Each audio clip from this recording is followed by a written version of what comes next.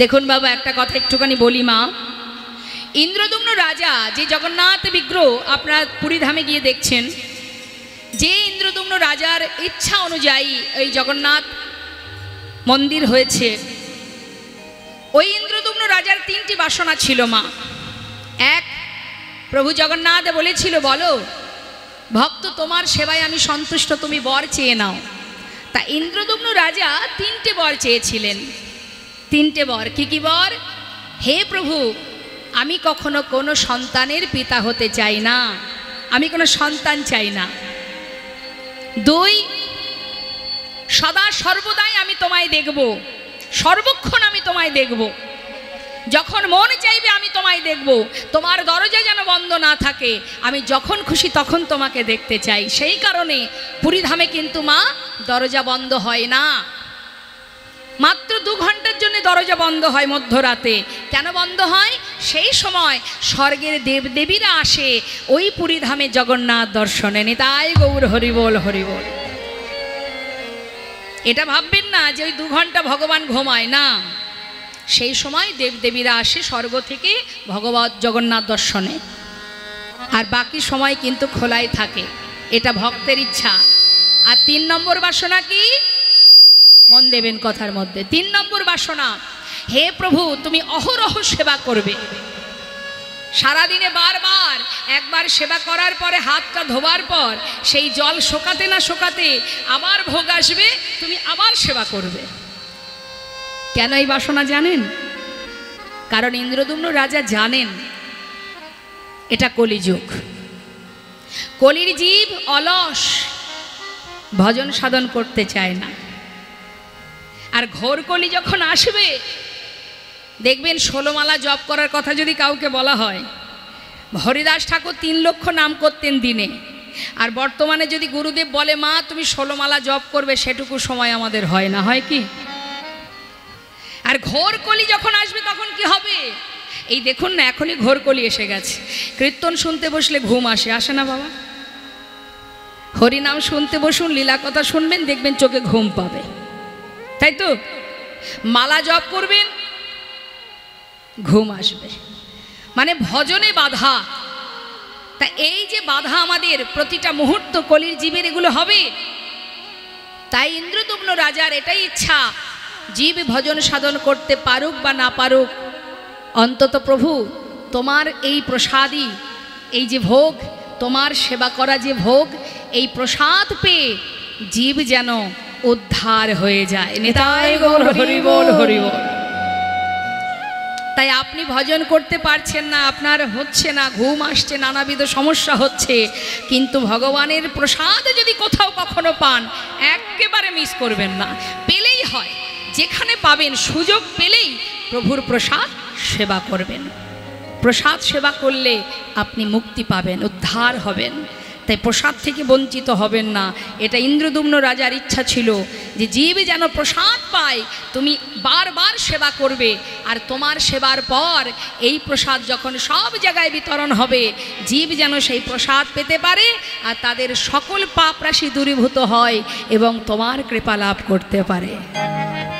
দেখবেন বাবা, আমাদের এই জগতে বিভিন্ন মন্দিরে পুজো হলে ভগবানের যে ভোগ নিবেদন হয় মা, সেগুলোকে কি বলে? প্রসাদ বলে তো। আর পুরীধামের সেবার যে প্রসাদ, সেটাকে কি বলে? মহাপ্রসাদ। কেন বলে মহাপ্রসাদ? নিতাই গৌর হরি বল। জগন্নাথের সেবা হওয়ার পর জগন্নাথের যা কিছু ভোগ দেওয়া হয়, সেগুলো কোথায় নিয়ে যাওয়া হয়?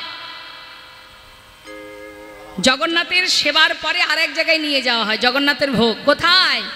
মা পার্বতী, যার নাম জগন্নাথ ধামে, পুরীধামে যার নাম বিমলা দেবী। এই বিমলাকে মা পার্বতী, মা পার্বতীর মনে ইচ্ছা ছিল ভগবানের প্রসাদ পাওয়ার। তাই ইচ্ছাটা কি করে হলো বাবা? ছোট করে বলি, যেহেতু জগন্নাথের রথযাত্রা চলছে, একটু তো কথা শোনাই যায়, তাই না মা? শুনুন তাহলে। সুদামা যখন গোবিন্দর জন্য চিড়ে নিয়ে গিয়েছিলেন মা, গোবিন্দ ভক্তের প্রতি এমনভাবে আবেগপ্রবণ হয়ে গিয়েছিলেন, ভালোবেসে ভক্তি ভরে স্বর্গমত্ত পাতাল সব সুদামাকে দিয়ে দিচ্ছিলেন। তখন রুক্মিণী সত্যভামা মানে দ্বারকার যে রাজরানী, তারা চিন্তা করছে সর্বনাশ, সুদামার উপরে যদি স্বর্গমত্ত পাতালের দায়িত্ব দেওয়া হয়, সুদামা তো রক্ষা করতে পারবে না, কি করে পারবে সে? তখন তাড়াতাড়ি করে ছুটে গিয়ে গোবিন্দের হাত থেকে সেই চিড়েটুকু নিয়ে বলেছিল, প্রভু ভক্তের আনা ভোগ, ভক্তের আনা এই বস্তু তুমি একা কেন খাবে? এই প্রসাদ আমাদের দেবে না? গোবিন্দ তখন আবার সেই চিড়েটুকু তার সহধর্মিণী রুক্মিণীকে তুলে দিয়েছিলেন। এই রুক্মিণী হচ্ছে স্বয়ং লক্ষ্মী মা। রুক্মিণীর হাতে যখনই দিয়েছে, এবার সবাই মিলে সেবা করছে সুদামার আনা চিড়ে। এমন সময় দেবর্ষী নারদ সেইখানে এসে হাজির। দেবর্ষী নারদ সঙ্গে সঙ্গে বলছে, এত সুন্দর প্রসাদ তোমরা খাচ্ছ, আমাকে দেবে না? তখন মা লক্ষ্মী নারদকে দিয়েছিলেন। এখন নারদ যেই প্রভুর প্রসাদ পেয়েছে, মা আনন্দ আর ধরছে না। এত আনন্দ, এত আনন্দ, নাচতে নাচতে একেবারে কৈলাসে গিয়ে হাজির হয়েছে। এখন কৈলাসে গিয়ে যখন তাণ্ডব নৃত্য করছে, মহাদেব দেখছে নারদ এত নাচছে কেন, ব্যাপারটা কি? জিজ্ঞাসা করলেন, কি ব্যাপার দেবর্ষী, তোমার মনে এত আনন্দ, এত উৎফুল্ল, ব্যাপারটা কি? আজ আমি প্রভুর প্রসাদ পেয়েছি। এবার মহাদেব রেগে গেছেন, বলো কি, প্রসাদ তুমি একা খেলে, আমার জন্য একটু আনলে না? বলছে, আর তো নেই, খাওয়াও হয়ে গেছে, হাত ধোয়াও হয়ে গেছে, আর তো নেই। অত শত জানি না, সর্বক্ষণ তুমি আমরা একসাথে চলাফেরা করি, আর তুমি প্রভুর প্রসাদ পেয়ে একা একা সেবা করলে আমি কোনো কথা শুনতে চাই না, আমাকে যেমন করে হোক প্রভুর প্রসাদ এনে দিতে হবে। এখন চিন্তা করছে দেবর্ষী নারদে তো মহাবিপদ, তাড়াতাড়ি করে চিন্তা করছে দেখি কি করা যায়। হঠাৎ হাতে নখের মধ্যে এক কুচি প্রসাদ ছিল। নখের মধ্যে অনেক সময় আমরা যখন হাতটা ধুই মা সেবার পরে কি হয়, অনেক সময় দেখা যাচ্ছে একটু আনখেয়ালে যদি হাত ধোয়া পড়ে, একটু না একটু হয়তো থেকে যায় কোথাও। এখন এই নখের মধ্যে এক কুচি প্রসাদ ছিল, সেটাকে ভোলানাথের হাতে দিয়ে বলছে, আর কি করা যাবে, এটুকুই তুমি খাও, আর আমার কাছে নেই। সেইটুকু প্রসাদ মহাদেব পেয়ে এবার কৈলাস পর্বতের মাথায় নারদ আর মহাদেব দুজনে ধেই ধেই করে নাচা শুরু করেছে। কি আনন্দ, কি আনন্দ, প্রভুর প্রসাদ পেয়েছে, আনন্দে মত্ত হয়ে পাগলের ন্যায় নৃত্য করছে। মা পার্বতী দিকে বলছে, হায় হায়, এত আনন্দ করছে দুজনে মিলে, কি এমন ভালো জিনিস পেল যে এত আনন্দ তাদের? হ্যাঁ, আর এই আনন্দ থেকে আমি বঞ্চিত হব না? ছুটে গেছে মা পার্বতী। কিসে এত আনন্দ, কেন এত আনন্দ, এইভাবে নাচছো, আমায় বলতে হবে। বলছে, প্রভুর প্রসাদ পেয়েছি, ভগবানের প্রসাদ সেবা করেছি। যেই না বলেছে মা পার্বতী এবার রেগে গেছে, আমার প্রসাদটা কোথায়, আমাকে দাও। হরি বল। এবার চিন্তা করুন মা, যিনি জগতের মাতা মা পার্বতী, তাই সেই মা যখন রেগে গেছে, এখন গোটা পৃথিবী থরহরিকম্প, কাঁপছে।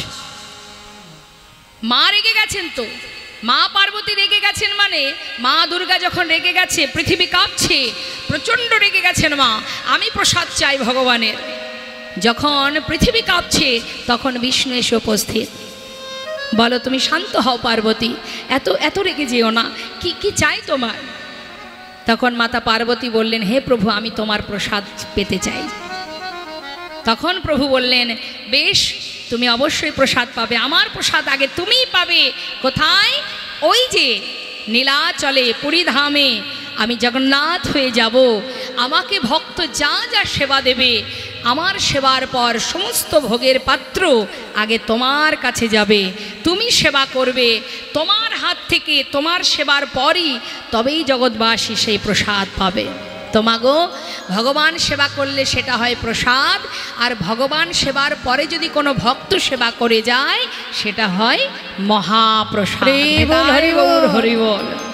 তাই সেই মা পার্বতী যিনি হলেন বিমলা মাতা, ওই বিমলা মাতার মন্দিরে সমস্ত জগন্নাথের ভোগ যায়, তারপরে সেখান থেকে প্রসাদ মহাপ্রসাদ হয়ে তারপরে জগৎবাসী পায়। তাই তো জগন্নাথপুরী ধামের প্রসাদকে বলা হয় মহাপ্রসাদ। হ্যাঁ, তো আজ সেই ভগবত কৃপা পাওয়ার জন্য কলিহত জীবের কোনো কষ্ট নয় মা। দেখুন, কলিহত জীবের দুটো কাজ, এক জগন্নাথের প্রসাদ অর্থাৎ ভগবানের প্রসাদ পাও, আর গৌর হরির দেওয়া মহামন্ত্র হরিনাম সংকীর্তন জপ করো। আর কিছু নয়। হরিনাম মহামন্ত্র জপ করো, বদনে হরিনাম জপ করো, সাধু সঙ্গ করো, দুফোঁটা নয়ন বাড়ি বরিশন করো। তাতে কি হবে? একটু একটু করে তুমি তোমাকে জানতে পারবে। সবার আগে বড় কথা, তুমি তোমাকে জানতে পারবে। তুমি যেদিন তোমাকে জানতে পারবে, সেদিন দ্বন্দ্ব, হানাহানি, মারামারি, কাটাকাটি কিছুই থাকবে না। একমাত্র কৃষ্ণ ছাড়া জীবনে আর কিছু থাকবে না। শুভ সময় চলছে আমাদের জগন্নাথ রথযাত্রা উপলক্ষে মহতী হরিবাসর। আপনাদের মনোবাঞ্ছা ভগবান পূর্ণ করুক, তবে বাঞ্ছাটা যেন সঠিক হয়। এমন কোনো মনোবাঞ্ছা করবেন না যে মনোবাঞ্ছা করলে এই জগতের সুখ পাওয়া যাবে কিন্তু পরমার্থিব জগতে সুখ পাওয়া যাবে না। কারণ এখানে দুদিনের জন্য আসা, ফেরার সময় আমাদের কখন কার জীবনে আসবে কেউ জানে না। তাই যেখানে যাব আমরা, যেখান থেকে আসা সেখানেই যাওয়া, তো যেখানে যাব সেই জায়গা চিন্তা করে ভগবত কৃপা লাভ করবার আশা করে প্রভুর কাছে প্রার্থনা করবেন। যখন ব্রহ্মা এই পৃথিবীটাকে সৃষ্টি করেছিল, মা ব্রহ্মা যখন এই জীব জগৎকে সৃষ্টি করেছিল, মন দিয়ে শুনবেন কথাটা, ব্রহ্মা যখন এই জীব জগৎ সৃষ্টি করছে তখন ব্রহ্মা নিজে নিজে কাঁদছে, চোখের জলে বুক ভাসিয়ে কাঁদছে। কেন কাঁদছে বাবা? বিষ্ণুর কাছে কাঁদছে, হে প্রভু, আমি যে জীব জগৎ সৃষ্টি করলাম, এরা সারা জীবন ত্রিতাপ জ্বালা ভোগ করবে, সারা জীবন কষ্ট পাবে, যন্ত্রণা পাবে, এদের মুক্তির উপায় কি? কি উপায় এরা উদ্ধার হবে? এদের পথ বলে দাও। ব্রহ্মা কাঁদছে ভগবানের কাছে যে আমি যে জীব জগৎ সৃষ্টি করলাম, এরা তো কষ্টই পাবে। সংসার মানেই, পৃথিবী মানেই যন্ত্রণার জায়গা, তাহলে এখান থেকে এদের মুক্তির উপায় কি? তখন প্রভু বলেছিলেন, বিষ্ণু বলেছিলেন, শোনো, আমি উৎকল দেশে নীলমাধব রূপে আমি যতদিন তোমার 50 বৎসর বয়স হবে ততদিন আমি সেখানে থাকব। তারপর ভক্তের ডাকে, ভক্তকে, এই যে জগন্নাথ মন্দিরে আপনারা দর্শনে যান না মা, এই জগন্নাথকে যিনি আহ্বান করেছিলেন, জগন্নাথকে যিনি কাছে ডেকেছিলেন, সে হচ্ছে ইন্দ্রদুম্ন রাজা।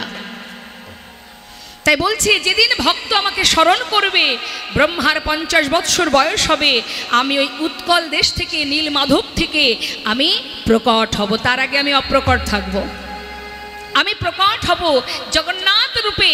আর যে জীব একবার জগন্নাথ দর্শন করবে সেই উদ্ধার হয়ে যাবে। সে আর মানব জন্ম পাবে না। যে জগন্নাথ মূর্তি দর্শন করবে, জগন্নাথকে দর্শন করবে, সেই মুক্তি পাবে, সেই উদ্ধার হবে। যুগে যুগে তিনি এসেছেন, ভক্তের ডাকে সাড়া দিয়েছেন। তাই ভক্ত যদি ডাকার মতো ডাকে, ভগবানের সাধ্য নেই দূরে থাকার। আপনাদের সকলের প্রচেষ্টায় প্রাকৃতিক দুর্যোগের মধ্যে দিয়েও আজ আপনারা সকলে একত্রিত হয়ে এই হরিনাম কৃষ্ণ নাম শ্রবণ করছেন। কৃষ্ণ কৃপাময়, মঙ্গলময়, তিনি ভক্ত বড় ভালোবাসেন।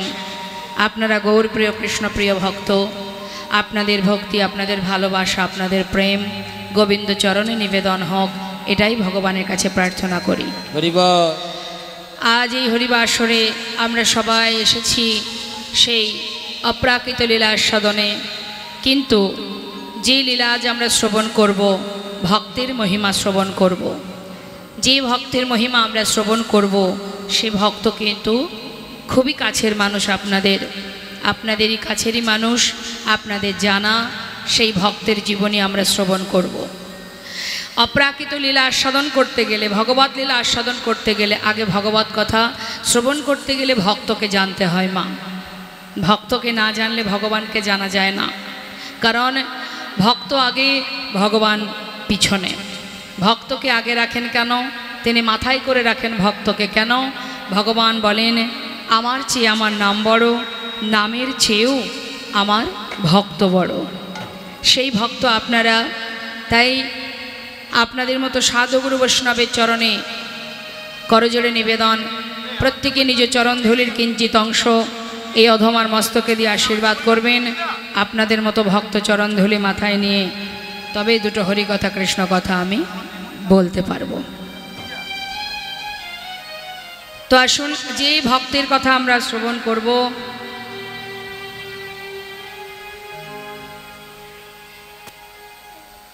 সেই ভক্ত যার ঘর, যার নিবাস, যার বাসস্থান এই মুর্শিদাবাদ জেলার কান্দির জমিদার, মস্ত বড় জমিদার লালাবাবু। নিতাই গৌর হরিবোল হরিবোল হরিবোল।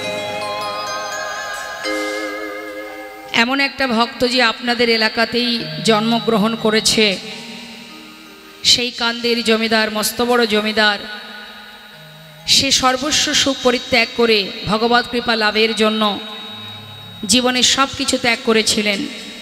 এই পার্থিব জগতের সুখ স্বাচ্ছন্দ্য ত্যাগ করে তিনি গোবিন্দ কৃপা লাভ করেছিলেন মা। তো আমাদের এখান থেকেই জানতে হবে যে এমন ভক্ত যে জীবনের সমস্ত সুখ পরিত্যাগ করে মহাধনে ধনী হবার জন্য ইহজগতের জমিদারি সুখ স্বাচ্ছন্দ্য তার কাছে তুচ্ছ মনে হলো। কেন হলো? কি বুঝলো সে? আমরাও ভগবানকে ভালোবাসি বলেই আজ আমরা এখানে এসেছি। এক জায়গায় দাঁড়িয়ে এক জায়গায় বসে আমরা শ্রবণ করছি তার কথা। কিন্তু আমাদের ভালোবাসা কি সঠিক? সঠিক যদি আমরা ভালোবাসতে পারি তাহলে এই যে লীলাটা আমরা শ্রবণ করব লালাবাবুর কথা, তাহলে সেই ভক্ত ভগবত কৃপা পেয়েছিল কেমন করে, সেটা জানতে পারলেই আমরা বুঝব যে আমাদের ভালোবাসা তার ভালোবাসার মধ্যে কতটা পার্থক্য। তো আসুন, আপনাদের কি বসা হলো? বসা কি শেষ হলো? দয়া করে সামনে এসে বসাবসি নিয়ে ঝামেলা করবেন না, কেমন? যার যেখানে জায়গা পাবেন সে সেখানে বসে পড়বেন। এটা কারোর ব্যক্তিগত জায়গা নয়, এখানে ওখানে জায়গা রাখবেন, কেউ একজন আপনজন এসে বসবে, এরকম কোনো মানসিকতা যেন না থাকে হরিবাসরে। কারণ এই জায়গাটি, এই হরিবাসরটি, এখানে সবার বসার অধিকার আছে। তো আলাদা করে পার্সোনালভাবে জায়গা রাখার কোনো দরকার নেই, আর ডেকে ডেকে পাশে বসানোরও কোনো দরকার নেই। যে যেখানে জায়গা পাবে সে সেখানে বসে পড়বে, কেমন? আর সামনে আনার জন্য চেষ্টা করবেন না, যেহেতু সামনে জায়গা নেই। যে পিছন দিকে যারা আছেন যদি কোনোভাবে ম্যানেজ করতে পারেন সেইখানে বসে যান, কথা কেউ বলবেন না। যে কষ্ট করে এখানে আসা, এত দুর্যোগের মধ্যে দিয়েও আপনারা এসেছেন, যে জন্য আসা সেই দিকে মনোযোগ দিতে হবে, তাহলে কিছু পাওয়া হবে। আর না হলে ওই যে সুন্দর করে সেজেগুজে আসা আর বাড়ি ফিরে যাওয়াটাই সার হবে, কথা নয়। চলুন আমরা আমাদের মূল বিষয়, আমরা লীলা শ্রবণে প্রবেশ করি। আস্বাদনের বিষয় লালাবাবু জগৎ শেঠ। জয় রাধে। ভক্তচরণে নিবেদন, লীলা পরিবেশনে ভুল ত্রুটি হলে সন্তান জ্ঞানে ক্ষমা করবেন। চলে যাব আমরা শ্রীধাম নবদ্বীপ ধামে, সেখানে গিয়ে আগে গৌর কথা শুনব, তারপরে আমরা লীলা কথা আস্বাদনে যাব। জয় রাধে। একবার উলুধ্বনি হরিধ্বনি করে কে কে গেছেন নবদ্বীপে দেখে? হরে কৃষ্ণ। যে জগতে আমরা বাস করছি মা, যে ভূলোকে আমরা বসবাস করছি, এটা কিন্তু ভূলোক, পার্থিব জগৎ। আর যেখান থেকে আমাদের আশা সেটা হচ্ছে পরমার্থিব জগৎ। পরমেশ্বর ভগবানের আরাধনা করে তার চরণপাদপদ্ম লাভ করার জন্য যে আজকে এই হরিবাসর, এটা হচ্ছে পার্থিব জগৎ, আর সেটা হলো পরমার্থিব জগৎ। তো পরমার্থিব জগতে যদি কেউ যেতে চাও, শাস্ত্রে বললেন ভগবত কৃপা যদি লাভ করতে হয়, ভগবানের চরণপাদপদ্ম যদি পেতে হয়, তাকে যদি ভালোবাসতে হয়, তাহলে কলিহত জীবের প্রথমত কাজ হলো শ্রীগৌরঙ্গের দুটি পদ যার ধন সম্পদ। অর্থাৎ সম্পদ, আমাদের জীবনের সম্পদ কোনটি? প্রকৃত সম্পদ আমাদের কোনটি? এই জগতে যা কিছু আছে, টাকা পয়সা বাড়ি গাড়ি, এটা কি সম্পদ আমার বাবা? মন দিয়ে কথাগুলো শুনবেন। আমরা মনে করি এগুলোই বোধহয় আমার, কিন্তু একবার বিচার করে দেখুন তো, সত্যি কি এগুলো আমরা নিয়ে যাব যাবার সময়? আমি যখন যাব আমার সঙ্গে তো এগুলো যাবে না, এ জগতের কোনো কিছুই যাবে না। তাহলে যেগুলো আমার সঙ্গে যাবে না, যেগুলো আমার সঙ্গে আসেনি, সেগুলো আমার হয় কি করে? তাহলে আমার কি আছে? আমার সম্পদ কোনটি? দেহটাও তো আমার নয়, সেটাও এখানে এসে পাওয়া। এই প্রকৃতি থেকে পাওয়া, পঞ্চভূতে গঠিত আমাদের এই দেহ, ক্ষিতি অব তেজ মরুদ্ভব। তা এই যে পঞ্চভূতে গঠিত আমাদের দেহটি, এই দেহটা কিন্তু সেই পঞ্চভূতেই গ্রাস করবে। একবার ভেবে দেখুন, একবার যদি বন্যা এসে যায়, বরিশন হয়, বৃষ্টি হয়, তুফান হয়, একবার যদি এই যে আগুন যখন দাবানল হয়, আগুন লেগে যায়, কত প্রাণ চলে যায়। আবার যদি কখনো বন্যা হয়, সে যদি তার নিজ রূপ ধারণ করে, অনেকেই তাতে মারা যায়। আবার যদি তুফান আসে, এই যে নানাবিধ ঝড় আসছে দেখতে পাচ্ছেন, তাতেও চলে যাচ্ছে। তাহলে প্রকৃতি থেকে সব পেয়ে আমরা বেঁচে আছি, আবার এই প্রকৃতি তোমাকে ধ্বংস করে দেবে। কিন্তু এই জগতে যা কিছু পাওয়া সবই যেমন দিয়েছে তেমন কেড়ে নেবে, আমাকে তো কেউ নিতে পারবে না। আমি মানে কি? আমি মানে যে সম্পদ, আমি মানে যে শ্বাস, এই শ্বাসটাই শুধু আমি। এর মালিককে, যিনি আমাকে এখানে পাঠিয়েছে। হরি বল, হরি বল। অর্থাৎ আমার মৃত্যু নেই, আমার দেহের মৃত্যু আছে। এই জগতে যা কিছু আছে তার ক্ষয় আছে, সৃষ্টি আছে, কিন্তু আমার তো মৃত্যু নেই। আমি গোবিন্দের সন্তান, আমি গোবিন্দের অংশ, আমি ভগবানের অংশ, আমি সাক্ষাৎ, আমি চৈতন্য, আমি চেতনা। তাহলে সেই চেতনা, তাহলে আমার সম্পদ কি? আমার সম্পদ এই জগতের কিছুই নয়, আমার সম্পদ গোবিন্দ চরণ। নিতাই গৌর হরিবল, হরিবল। সেটা আমার সম্পদ। সেটা আমি জানবো কবে বাবা? যেদিন আমাদের এ জগতের গুরু কৃপা হবে। হরিবল। গুরু কৃপা না হলে আপনি জানতে পারবেন না মা, যে তুমি কে, তোমার কর্ম কি, আর তুমি করছো কি, কে তোমার, কে তোমার নয়। সংসার কোনোদিন বলবে না বাবা যে তোমার কাজ কি আর তুমি করছো কি। বলবে মা? সংসার বলবে? সংসার কি বলবে? অর্থ উপার্জন করো, আমি তোমার স্ত্রী, আমি তোমার সন্তান, আমি তোমার মাতা পিতা, আমি তোমার পরিবার, আমাদের জন্য তোমাকে রোজগার করতে হবে, তোমাকে কর্ম করতে হবে, আমরা তোমার। সত্যি কি তাই? তারা যদি আমার হবে, আমি যখন যাব আমার সঙ্গে তারা কেউ যাবে? হরে কৃষ্ণ। যদি আপনি বাবা, আপনার এখানে পরিবার আছে, সব কিছু আছে আপনার, সবই আপনার, আপনি গর্ব ফিল করে সবাইকে বলেন এটা আমার মাতা, এটা আমার পিতা, এটা আমার স্ত্রী, এটা আমার ভাই, এটা আমার বোন, তাই তো? সবই যদি আপনার হবে, যখন আপনি এক দেশ থেকে আর এক দেশে যাবেন, আপনার একটা পাসপোর্টে আপনি আপনার পরিবারকে নিয়ে যেতে পারবেন? বলবে কোনো অ্যালাও হবে না, কারোরই অধিকার নেই, তোমারটাতে তুমিই যেতে পারবে, আর কারো নাই। তুমি যদি বলো যে কেন যেতে পারবে না, এ আমার স্বামী, এ আমার সহধর্মিণী, এ আমার কন্যা, আমার সন্তান, আমার পরিবার, কেন যাবে না? না, সেটা তো চলবে না। আমরা মায়ার জীব তো মা, মায়ার বালিশ মাথায় দিয়ে এমনভাবে ঘুমিয়ে আছি, মনে করি মায়াই বোধহয় আমার, কিন্তু ভুল, মায়াও তোমার নয়। মায়া ততক্ষণ যতক্ষণ স্বার্থ আছে, যতক্ষণ মোহ আছে, ততক্ষণ মায়া আছে। মায়াও তোমাকে ত্যাগ করবে যেদিন তোমার ক্ষমতা ফুরিয়ে যাবে। সমাজের কাছে, পরিবারের কাছে বোঝা হয়ে যাবে যেদিন তুমি আর চলতে পারবে না, তুমি রোজগার করতে পারবে না, তোমার দশেন্দ্র ষড়রিপু শিথিল হয়ে যাবে, সেদিন তুমি বুঝবে কে তোমার আপন, কে তোমার পর। আপন আপন করছো যারে, সে তো আপন নয়, দিন ফুরালে বুঝবে আপন যে পর হয়। আমরা এমনভাবে মায়ার বালিশ মাথায় দিয়ে ঘুমিয়ে আছি গো মা, যেন কোনো কথাই আমাদের কানে যায় না, আমরা বুঝতেও পারি না।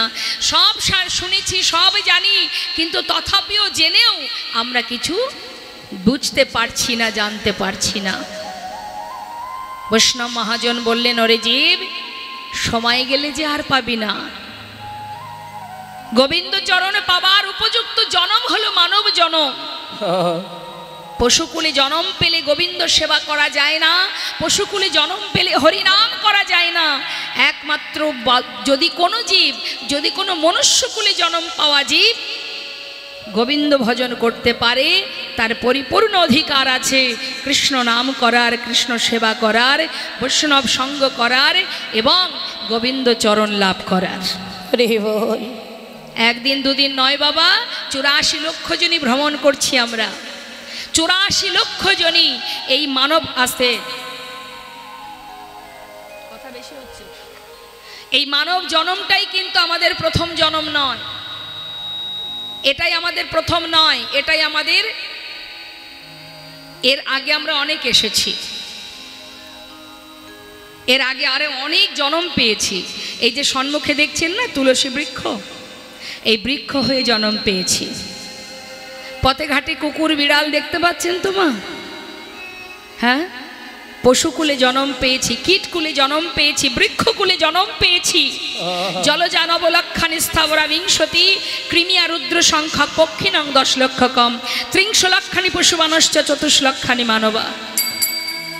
অনেক কুলে জন্ম পেয়েছি আমরা, আর ভগবানের কাছে কেঁদেছি, হে করুণাময়, তোমার চরণ থেকে পৃথিবীতে ভুলোকে আসার সময় বারবার বলেছি, হে প্রভু এই ভুলোকে পাঠাও।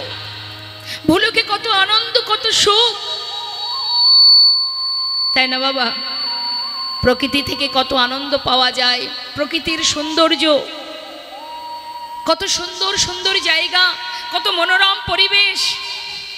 হে প্রভু ভুলোকে পাঠাও, পৃথিবীতে পাঠাও, মানবকুলে জন্ম দাও।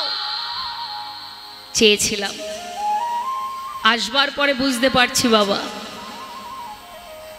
আসার পরে বুঝতে পারছি কত যন্ত্রণা, কত কষ্ট। এখন তো পালাবারও পথ নেই মা, সময় না হলে তুমি যেতে পারবে না। যদি তুমি ভুল করো, যদি তুমি অপরাধ করো,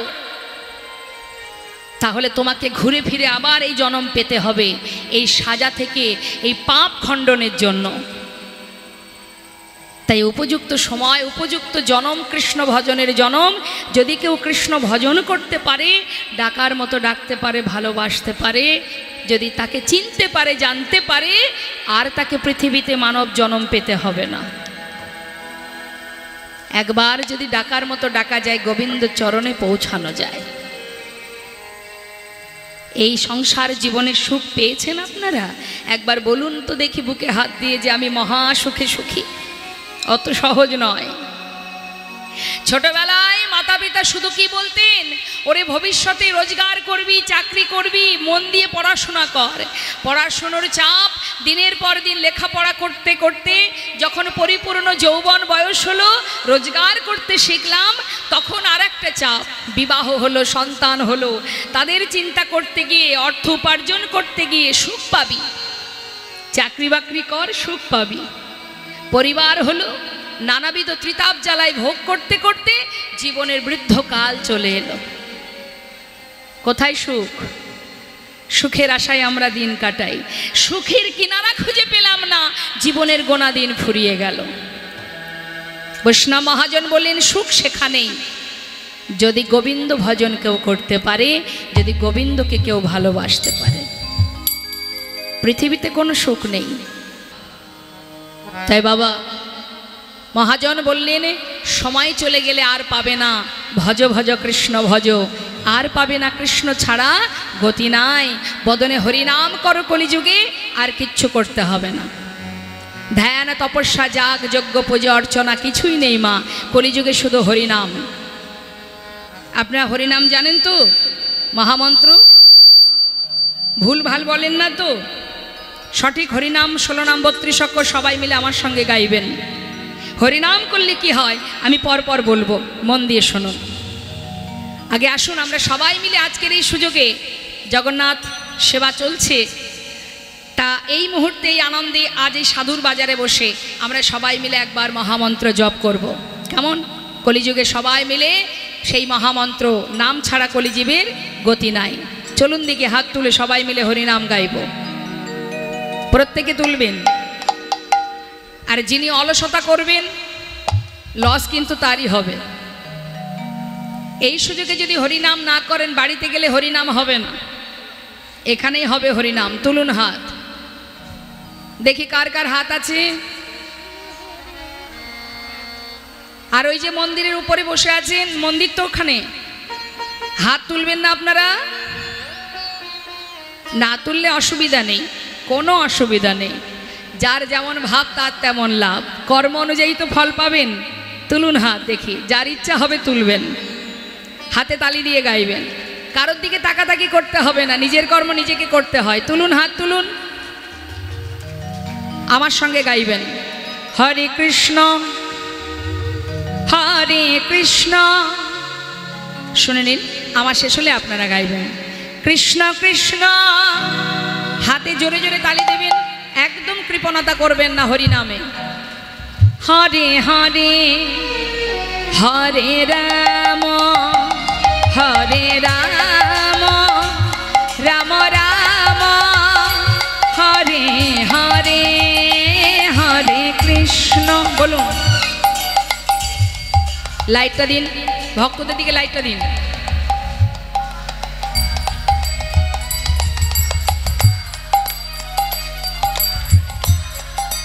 বাহ, আরেকটু জোরে মা। হরে কৃষ্ণ কৃষ্ণ কৃষ্ণ হরে হরে হরে রাম রাম রাম হরে হরে হরে কৃষ্ণ।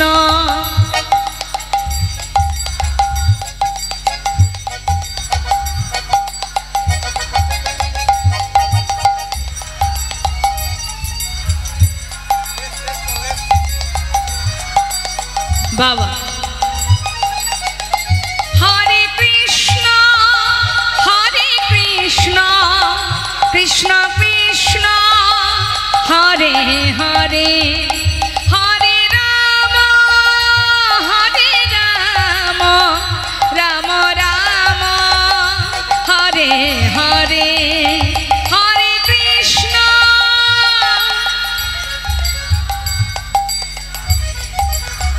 বাহ, হরি বল।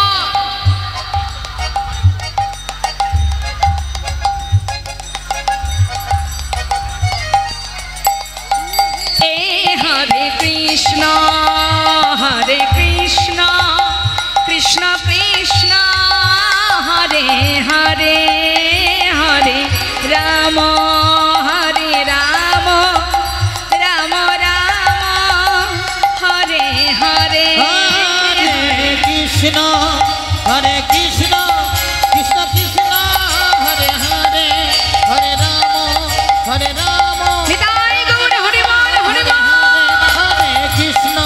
হরে কৃষ্ণ কৃষ্ণ কৃষ্ণ হরে হরে হরে রাম রাম রাম হরে হরে হরে কৃষ্ণ কৃষ্ণ কৃষ্ণ হরে হরে হরে রাম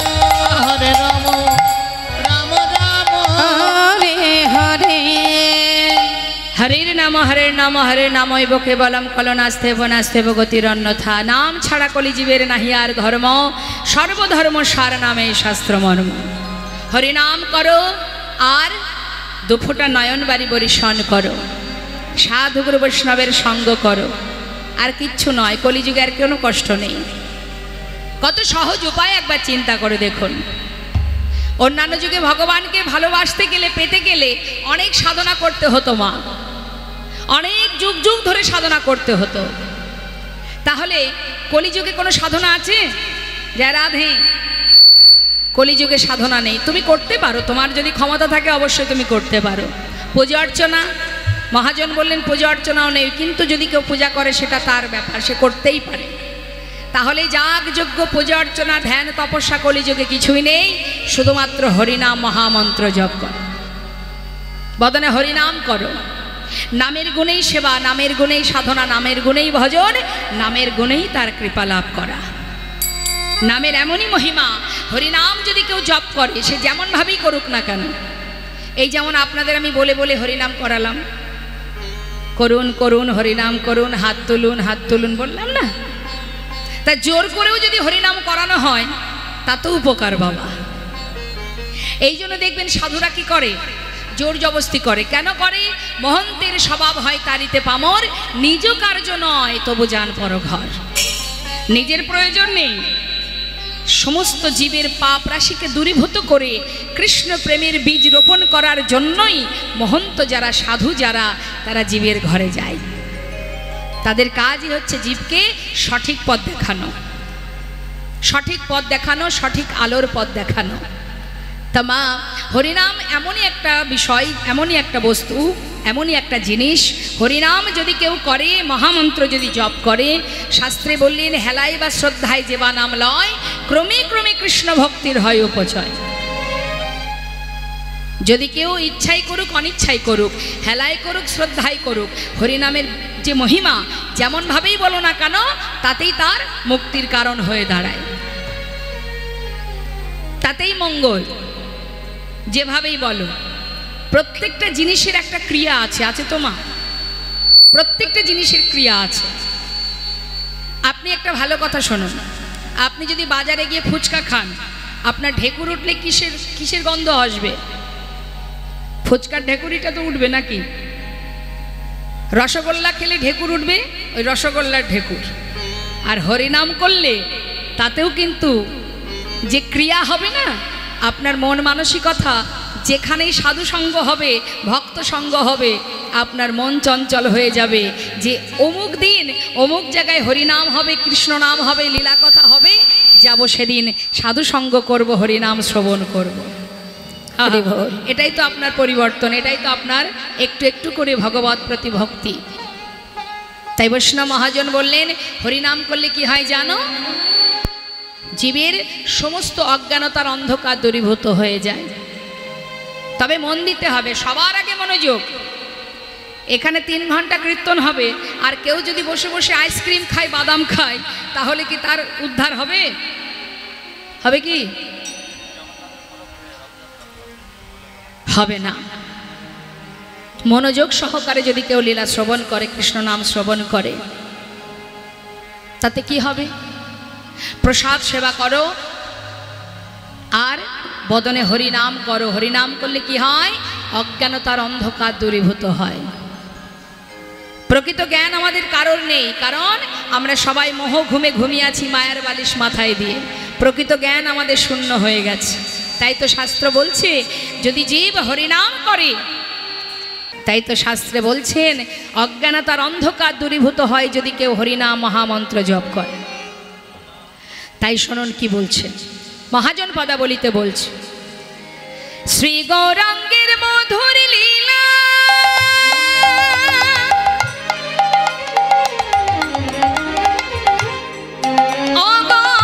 যার করনে প্রবেশিলা,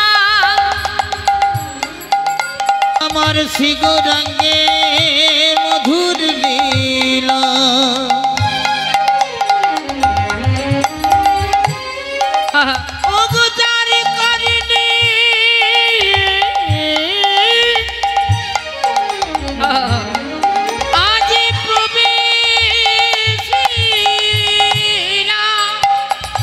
যার কর্ণে প্রবেশিলা। হরিনাম যার কানে একবার প্রবেশ করে তার কি হয়? হৃদয়নীর হৃদয়নীর মলভেলতা, হৃদয়নীর হৃদয়নীর মলভেলতা, অজ্ঞানাধার যায় গো দূরে, অতরকেনাধারে যাই গো দূরে, যেজন হরিনাম শ্রবণ করে ও তার অজ্ঞানাধার যায় গো দূরে। যেজন হরিনাম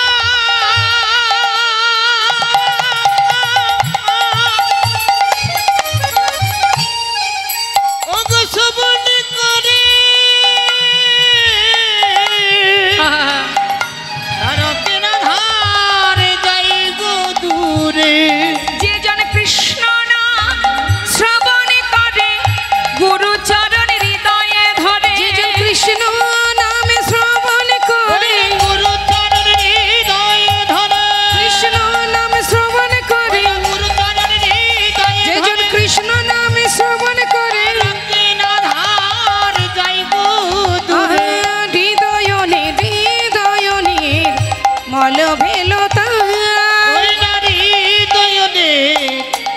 ভেলো তাই।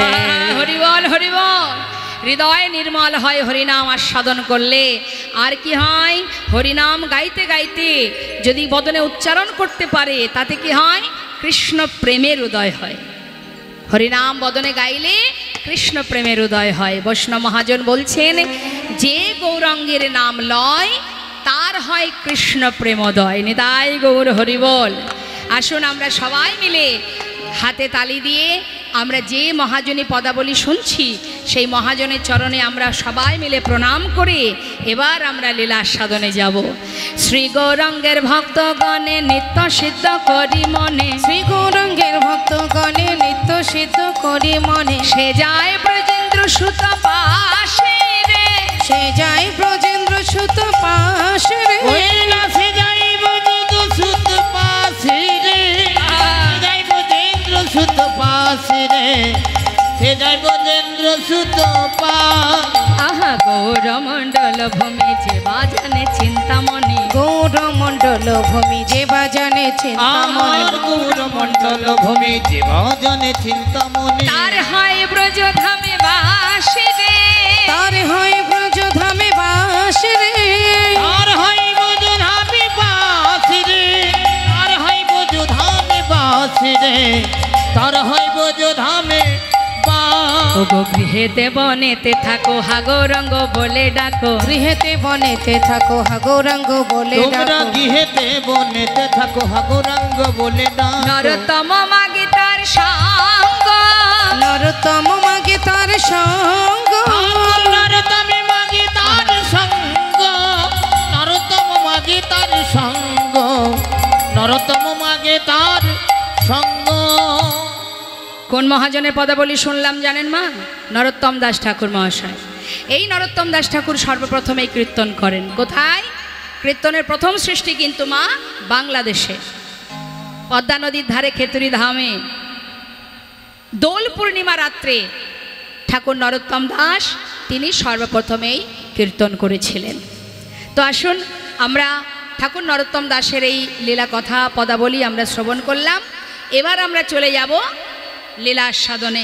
তো লীলা আস্বাদনে যেহেতু আমরা যাচ্ছি, তো আমাদের যেখানে যাচ্ছি আমরা বৃন্দাবনে ভক্তের সঙ্গে ভগবানের মিলন, তো আসুন আমরা একটা বৃন্দাবনের ভজন সবাই শুনব। কে কে গেছেন বৃন্দাবনে দেখে একটু হাত তুলুন।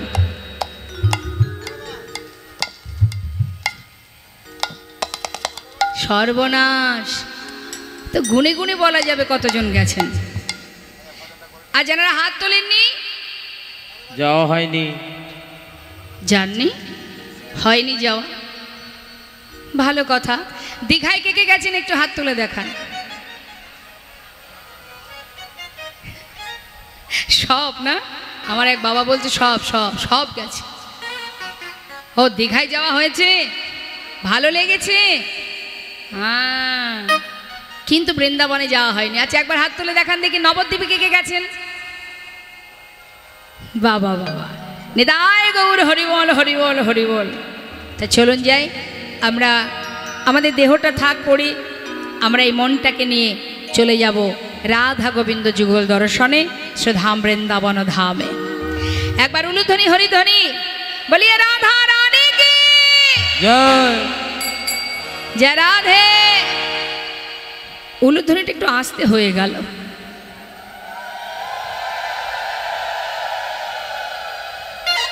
ঠিক আছে, একদম অলসতা কৃপণতা করবেন না। চলুন যাই বৃন্দাবনে, বৃন্দাবন ধাম আচ্ছা, অপার জপে যা রাধে রাধে রাধে। হাততালি হাততালি। বাবা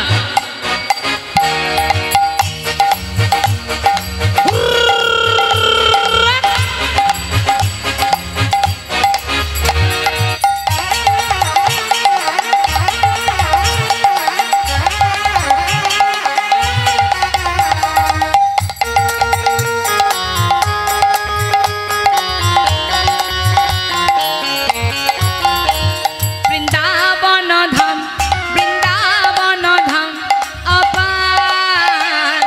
जपे जा राधे राधे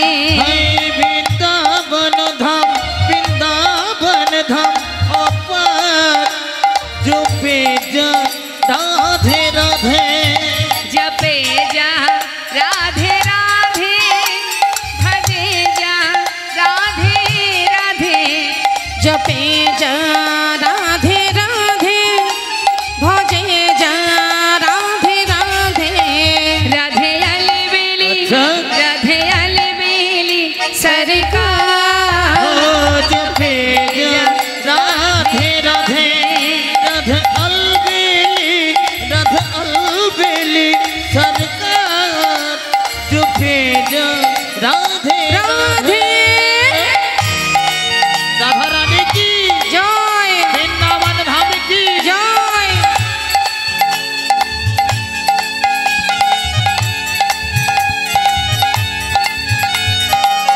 राधे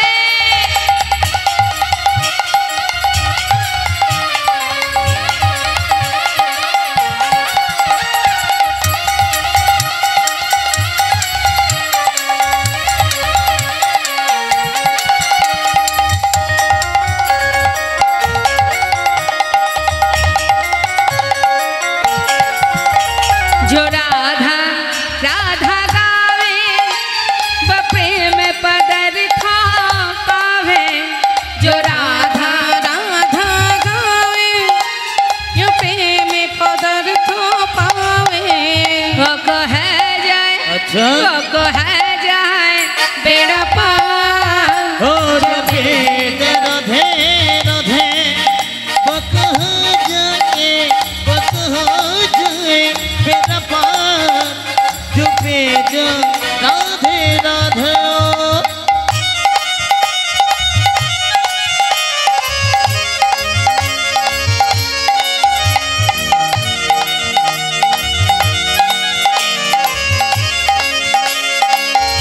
बोलिए राधा रानी की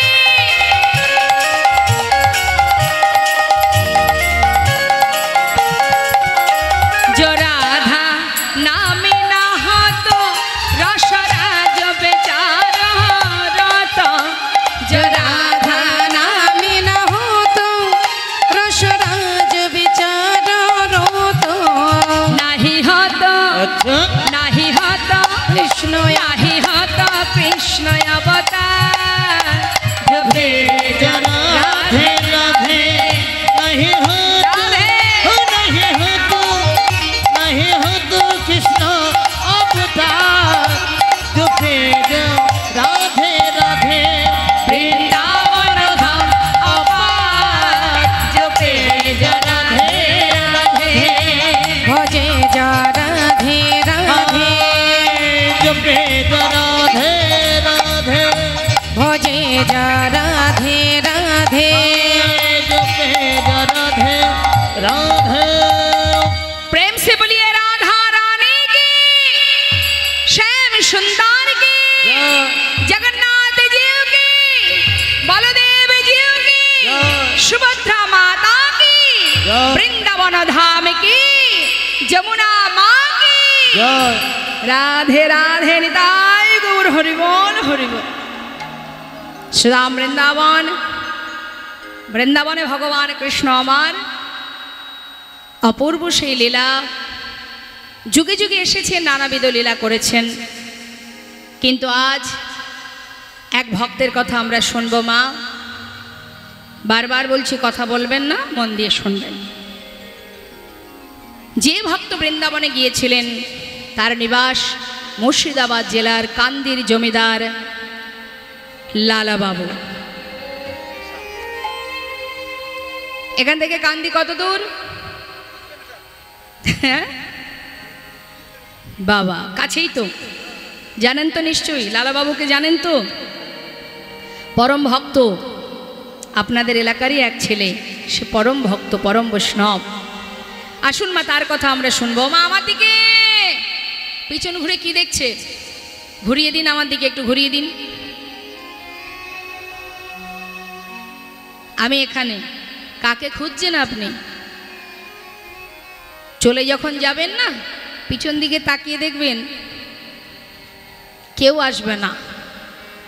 আর এখানে তার কথাই আলোচনা হচ্ছে, যেখানে যাবেন পিছন দিকে তাকিয়ে লাভ নেই, কেউ নেই পিছনে আপনার। মন দিয়ে শুনুন।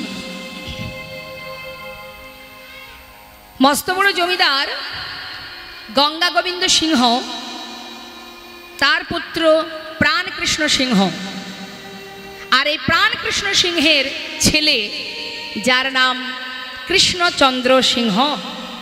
এই যে কৃষ্ণচন্দ্র সিংহ, যার ঠাকুর দাদা মানে গঙ্গা গোবিন্দ সিংহ ভালোবেসে নাতির নাম রেখেছিল লালা। এখন এই লালা ছোটবেলা থেকে একটু একটু করে যখন তার 12 বছর বয়স, তার মনটা ছিল অনেক বড়, সরল এবং সহজ। প্রাণ ছিল তার দয়ালু, কারোর কষ্ট সহ্য করতে পারত না, মানুষের কষ্ট দেখলে সহযোগিতা করার চেষ্টা করত, তাকে কিভাবে সাহায্য করা যায় এমন দয়ালু ছেলে পেয়েছে প্রাণকৃষ্ণ সিংহ।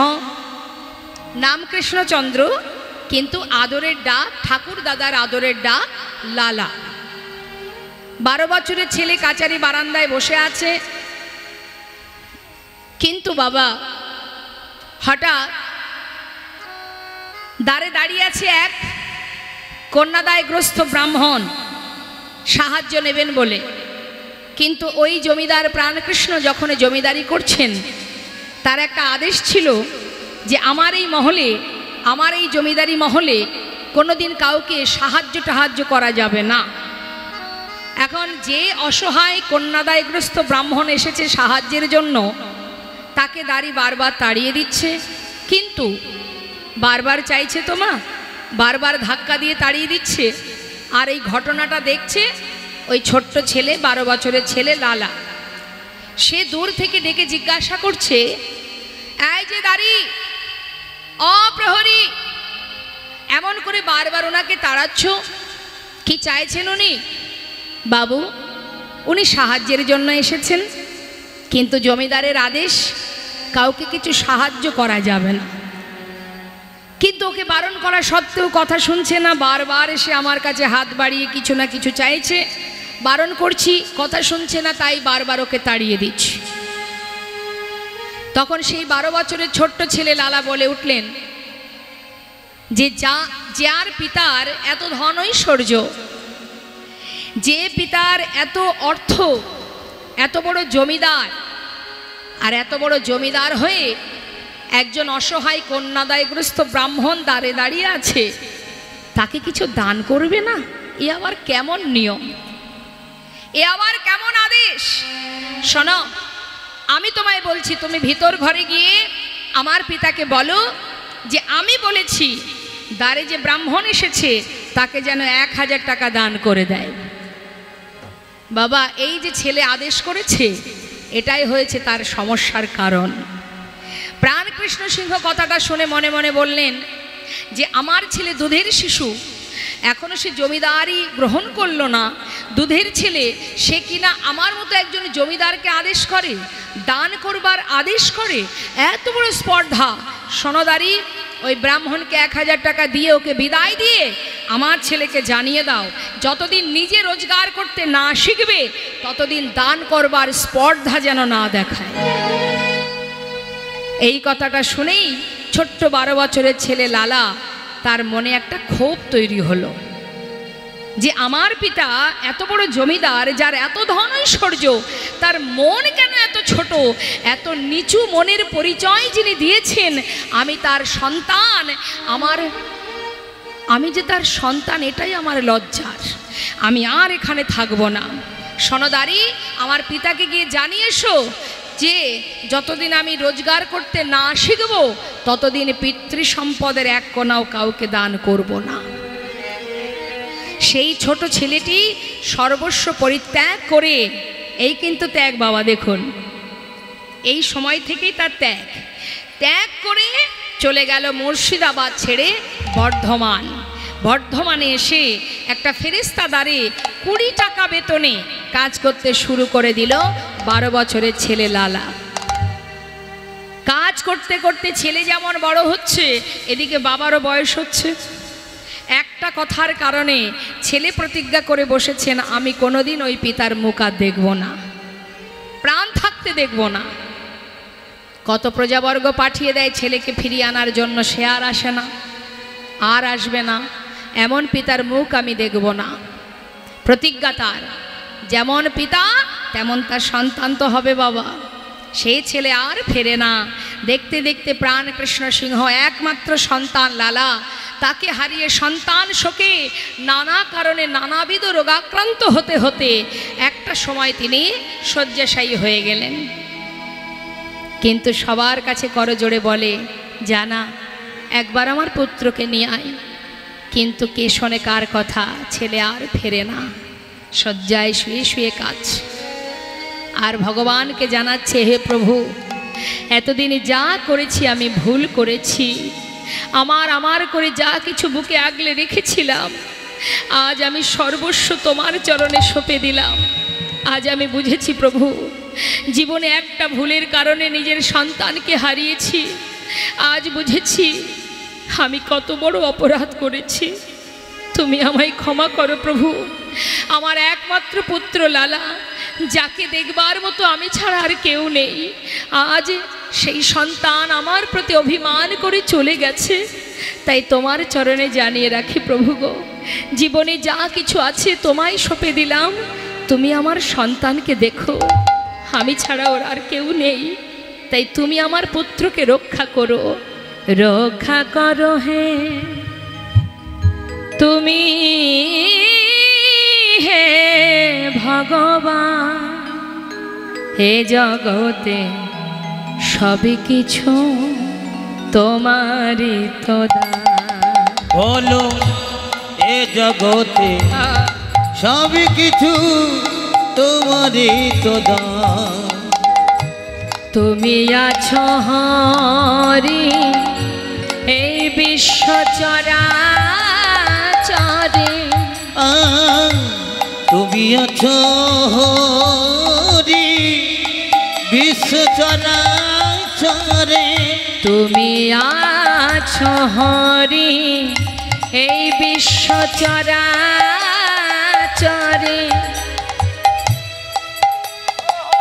শেষের দিনে হরি ডাকি গো তোমারে।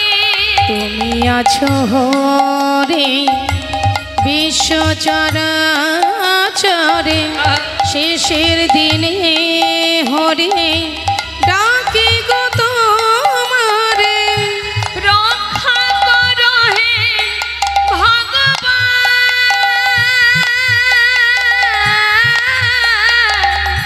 রক্ষা করো হে ভগবান,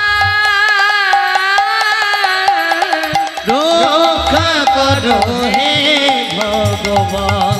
একবার রক্ষা করো হে তুমি, হে ভগবান। বলো এ জগতে সব কিছু তোমারই তো দান। বলো হে এ জগতে সব কিছু দয়াময়। তোমারই তো দান। বলো এ জগতে সব কিছু তোমারই তো দান। সবই কিছু বলো এ জগতে সব কিছু তোমারই তো দান। বলো এ জগতে সব কিছু তোমারই তো দান। এ জগতে সবই কিছু তোমারই তো দান। বলো এ জগতে সব কিছু তোমারই তো দান। প্রভুর চরণে সর্বস্ব সঁপে দিতে দিতে একটা সময় প্রাণ পাখিটা উড়ে চলে গেল। প্রাণ কৃষ্ণ সিংহ ইহলোক ছেড়ে পরলোক গমন করলেন মা। আর যেই না চলে গেলেন, এই খবর চলে গেল লালার কানে। যখনই কানে গেল, লালা সেই সময়তে তখনও কিন্তু আসেনি মা। প্রজাবর্গ সবাই গিয়ে করজোড়ে বললেন, বাবু, যার প্রতি আপনার অভিমান এত ক্ষোভ, সে তো চলে গেছে। এবার তো আপনি ফিরে চলুন, না হলে জমিদারি কে দেখবে, কে রক্ষা করবে। কথা শুনে সবার অনুরোধে ফিরে এলো লালা এই মুর্শিদাবাদে। যখনই ফিরে এলো মা, এবার জমিদারির সমস্ত হিসাব বুঝিয়ে দিলেন লালাকে। লালা বাবু জমিদারি রক্ষা করতে করতে হঠাৎ উপযুক্ত বিবাহের বয়স হয়েছে বলে এলাকাবাসী প্রজাবর্গ যারা এক সুকন্যার সন্ধান করে শুভ দিন দেখে তার সঙ্গে লালার বিবাহ হলো। লালা বিবাহ করলেন, বিবাহের পর স্ত্রীকে নিয়ে ঘরে এলেন, যার নাম কাত্যায়নী। একটা পুত্র সন্তান হলো, ছেলের নাম রাখলেন ভগবানের নামে, নিতাই গৌর হরিবোল। কি গো মা, আগেকার সময় দেখেছেন তো মা বাবারা ভগবানের নামে নাম রাখতো, ছেলে মেয়েদের রাখতো না, ছেলে মেয়েদের নাম রাখতো ভগবানের নামে। এখন আর রাখে?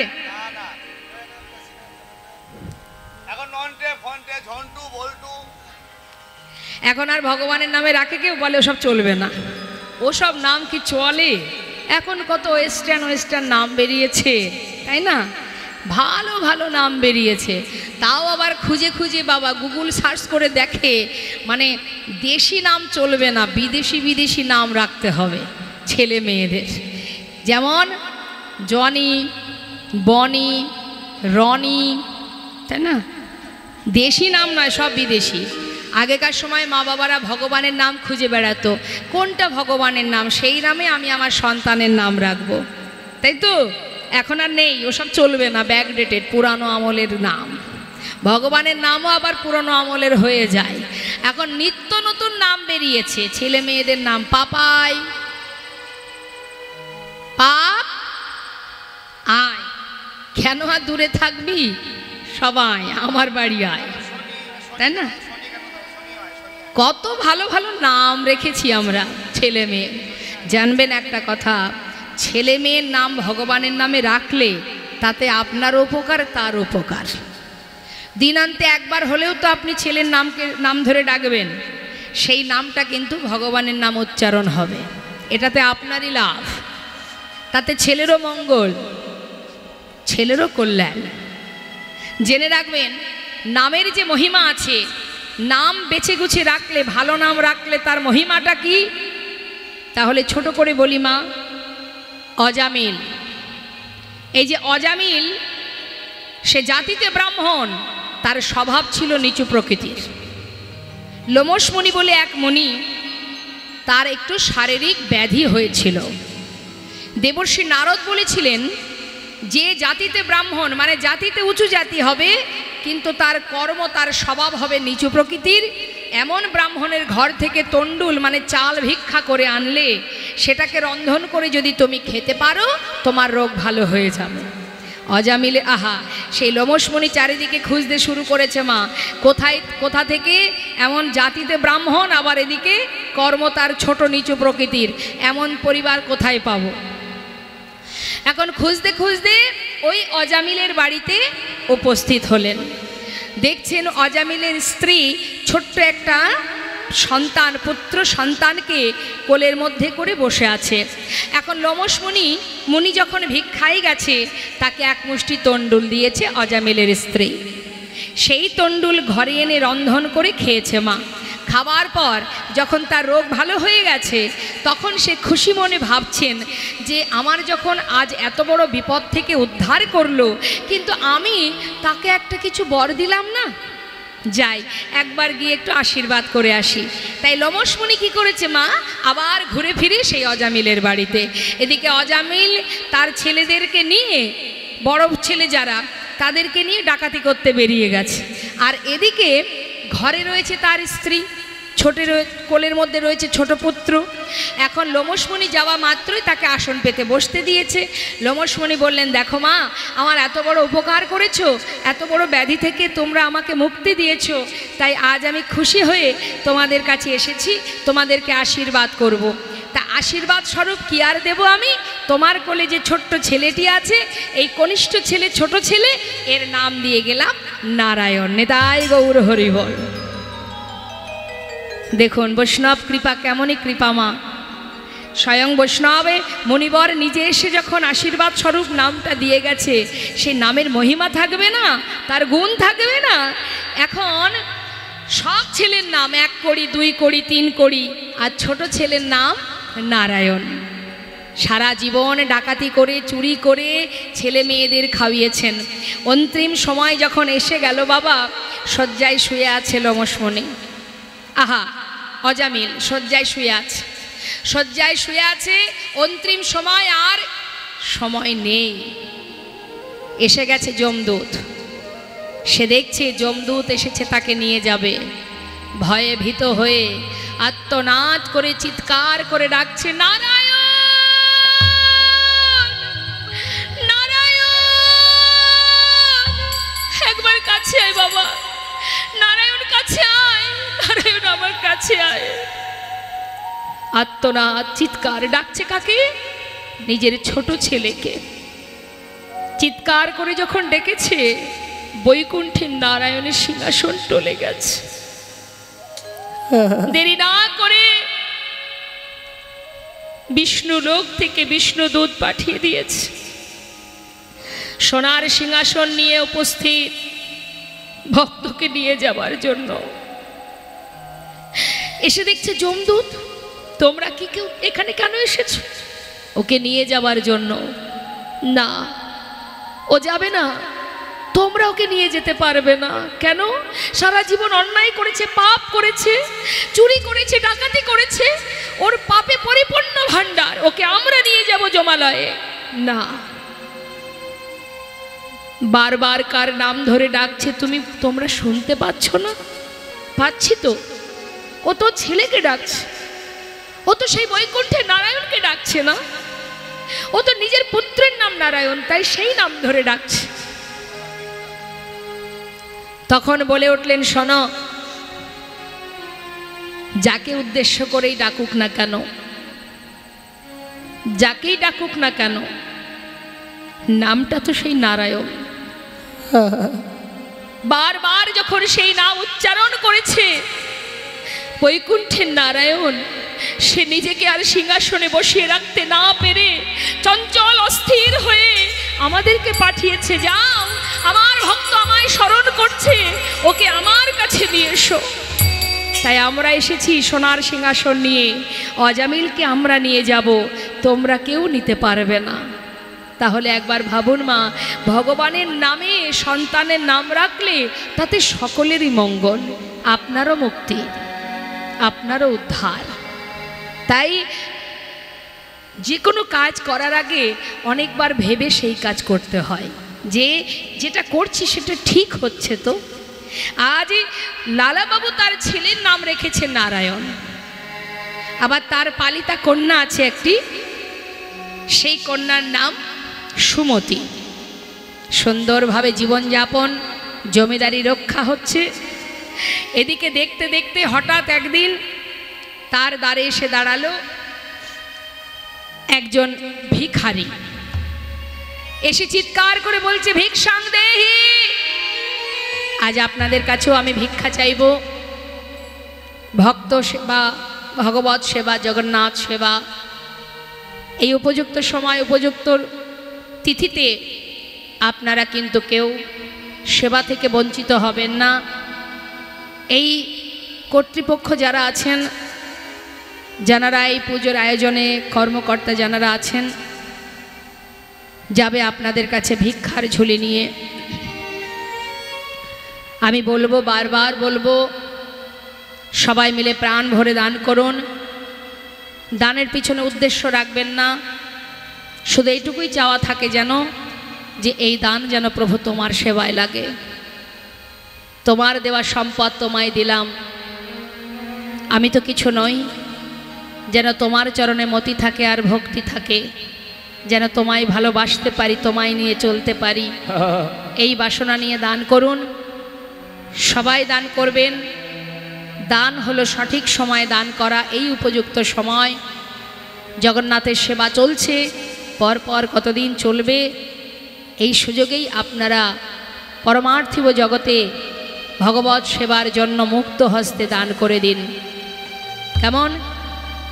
সবাই দান করবেন, কিন্তু কথা বলবেন না, লীলামৃত আস্বাদনের বিঘ্ন যেন না ঘটে। যাচ্ছে ভক্তগণ আপনাদের কাছে ভিক্ষার ঝুলি নিয়ে। দ্বারে এসে দাঁড়ালেন ভিখারি। ভিক্ষাং দেহি, বারবার যখন বলছে বাবা, লালা নিজেই নেমে এসেছেন দ্বারে। ভিখারিকে দেখে বললেন, তুমি ভিক্ষা নেবে? আচ্ছা ভিখারি, তুমি ভিক্ষা করো কেন?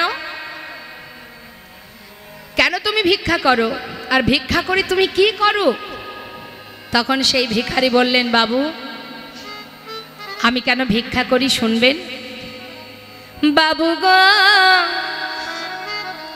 বাবু গো, বাবু গো, বাবু গো, বাবু গো,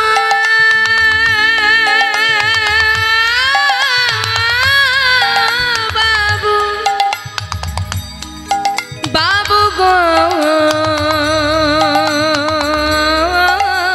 বাবু, বাবু গো, বাবু, আমি হলাম দিন ভিখারি। বলে ও গো বাবু, আমি হলাম দিন ভিখারি।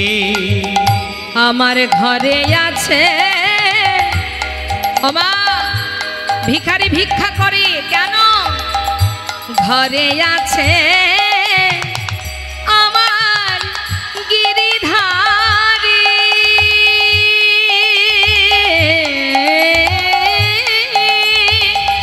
বাবু গো,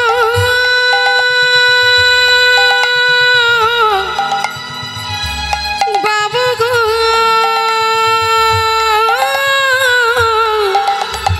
বাবু গো, আমার ঘরে আছে এই গিরিধারী, গিরিধারী। তাই আমি দাঁড়ে দাঁড়ে ভিক্ষা করি। আমার ঘরে আছে ওই গিরিধারী, তারে দাঁড়ি ভিক্ষা করি। তারে সেবা দিয়ে পাইব প্রসাদ, তারে সেবা দিয়ে আমি পাই গো প্রসাদ, তারে সেবা দিয়ে পাই গো প্রসাদ। তারে সেবা দিয়ে পাই গো প্রসাদ। বাবু এই তো আমার রীতি, আমি হলাম দিন ভিখারি। বলে ও গো বাবু, আমি হলাম দিন ভিখারি। বলে ও গো বাবু, আমি হলাম দিন ভিখারি। কি করে মা? ভগবানের সেবা দেয়, ভিক্ষা করে ভগবানের সেবা দিয়ে তারপরে সেই প্রসাদ সেবা করে। ভিখারি বললেন, বাবু এটাই আমার রীতি, এটাই আমার কাজ, আমি ভিক্ষা করে ভগবানের সেবা দিই।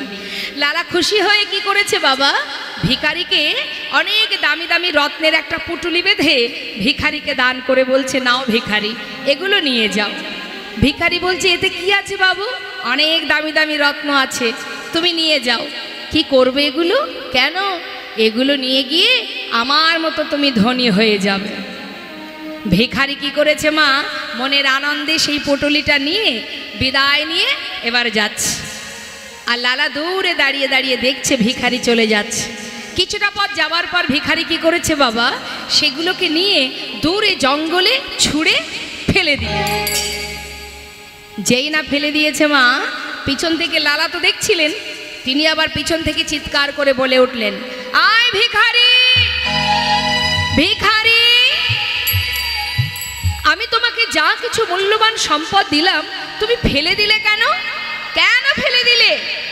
সেই ভিখারি দূর থেকে বলে উঠলেন, বাবু কি করব, আপনার দেওয়া মূল্যবান সম্পদ আমি তো সঙ্গে করেই নিয়ে যাচ্ছিলাম, হঠাৎ কে যেন আমায় বলল, ওরে ভিখারি এত দামি দামি মূল্যবান সম্পদ নিয়ে ঘরে যাচ্ছিস, তুই কি লালার মতো ধনী হতে চাস? পরিবার কিরে, এতদিন পর তোর মনে এত বড় বাসনা জেগেছে তুই জমিদার লালার মতো ধনী হবি? কেন রে? দাঁড়ে দাঁড়ে ভিক্ষা করে যেমন করে আমায় সেবা দিস, যেমন করে তুই সেবা করিস, এতে তুই খুশি নস? আমি তো কোনোদিন বলিনি আমাকে ননি মাখন এনে দে, আমি তো বলিনি আমাকে রাজভোগ এনে দে। ফেলে দে ভক্ত, এগুলো নিয়ে যাস না, ফেলে দে। এর মধ্যে যদি একবার তুই ডুবে যাস, একটু একটু করে তোর কৃষ্ণ ভজন থেকে তুই যে সরে যাবি, তোর আর ভজন হবে না, বঞ্চিত হবি তুই ভগবত সেবা থেকে। ওরে, যেমন করে ভিক্ষা করে সেবা দিচ্ছিস আমি তাতেই সন্তুষ্ট।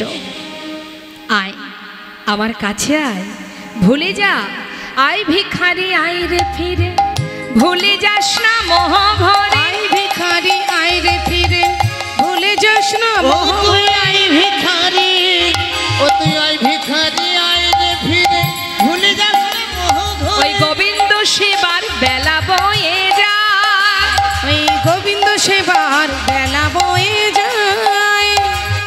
বিদুরের খোদে যেমন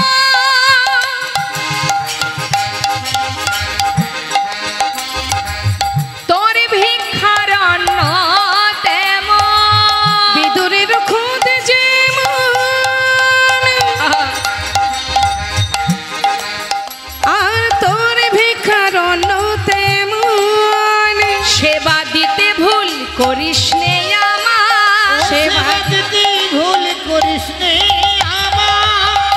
আই ভিখারি আই রে ফিরে, আই ভিখারি আই রে ওরে ফিরে, আই ভিখারি আই রে ও তুই ফিরে, আই ভিখারি আই রে ফিরে, ভুলে যাস না মোহ ভরে, আই ভিখারি আই রে ফিরে। ভুলে যাস না মোহ ভরে, আই ভিখারি আই রে ফিরে। সেবা দিতে ভুল করিস নে আমার।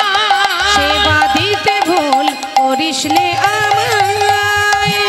কথাটা কি বলছেন মা? লীলা কথা আস্বাদন করতে গেলে স্থির চিত্তে আস্বাদন করতে হয়। বলছেন বিদুরের খুদ যেমন তোর ভিক্ষার অন্ন তেমন, সেবা দিতে ভুল করিস না। ওই মোহ ভুলে, মোহে, ধন সম্পদের মোহে তুই গোবিন্দ সেবা থেকে ভুল দূরে সরে যাস না, ভুলে যা, এগুলো ফেলে দে, আয় আমার কাছে আয়। যেমন করে সেবা দিচ্ছিস তেমন করেই সেবা দে। নিতাই গৌর হরি বল।